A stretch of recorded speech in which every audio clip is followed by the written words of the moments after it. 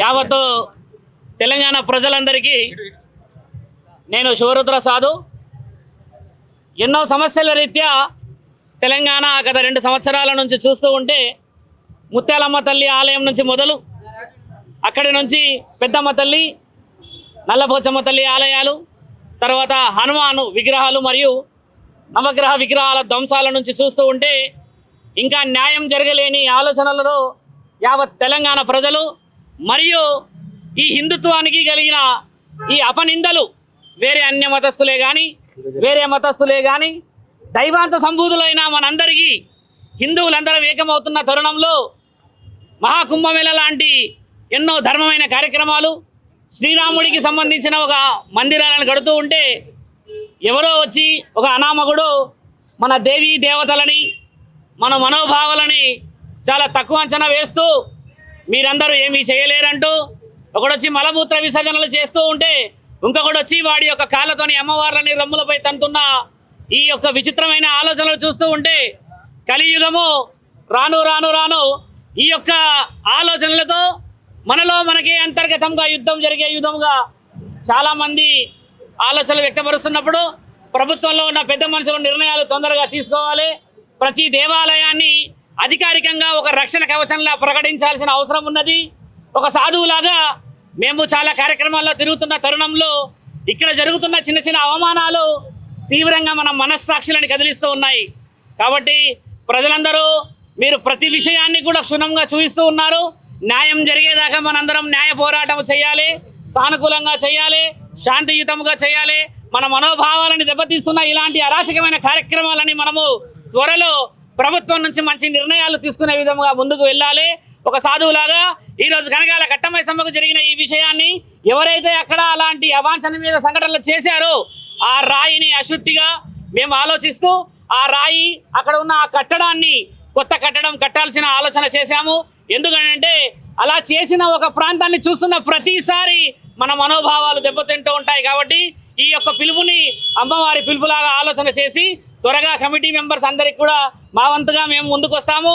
ఆ యొక్క రాయిని అశుద్ధి తీసి అక్కడ చక్కటి మరో ప్రణాళికకు సంబంధించిన ధూపదీప నైవేద్యాలు మరియు పురోహిత సంఘములతో అర్చకుల సంఘముతో వేదం పండితుల ఆశీర్వాద బలముతో మంత్ర ఉచ్చారణ చేస్తూ అమ్మవారికి శ్రీకారం పండగ తర్వాత చేయవలసిందిగా ఆలోచన.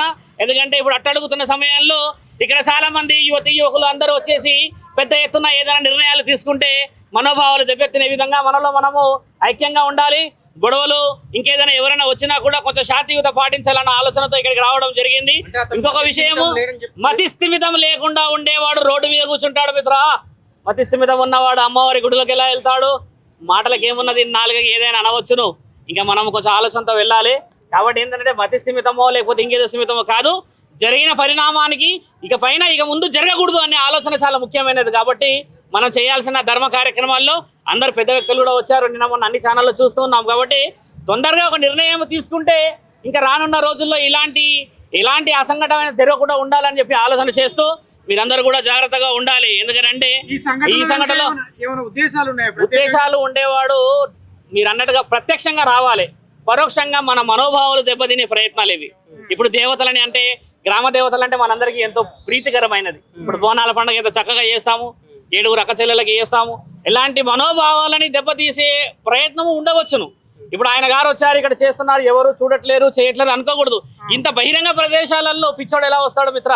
వస్తే ఆయన గారు రోడ్డు మధ్యలో ఉంటాడు పిచ్చోడు అనడానికి. కాబట్టి ఇవన్నీ ఒకవేళ మతిస్థిమితం ఉన్నా మతిస్థిమితం లేకున్నా ప్రభుత్వం మంచి నిర్ణయం తీసుకొని మన యొక్క హిందుత్వంలో ఉన్న దేవీ దేవతలని కాపాడే విధముగా ఒక బలమైన నిర్ణయం తీసుకునే వరకు మేము కూడా ముందుకు వస్తూనే ఉంటాము.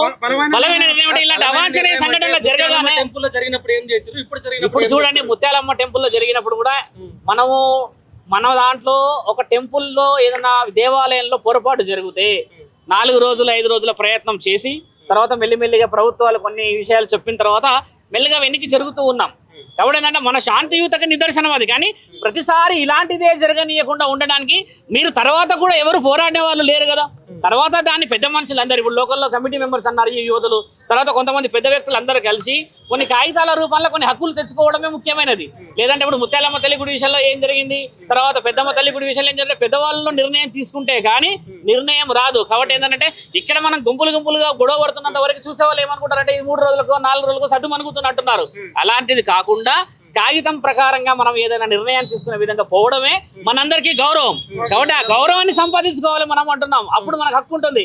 ఇప్పుడు ఒక వ్యక్తి వచ్చాడు, రేపటి రోజు తెలిసిన వ్యక్తి వస్తాడు, ఏం చేశారు మీరు అన్నకాడికి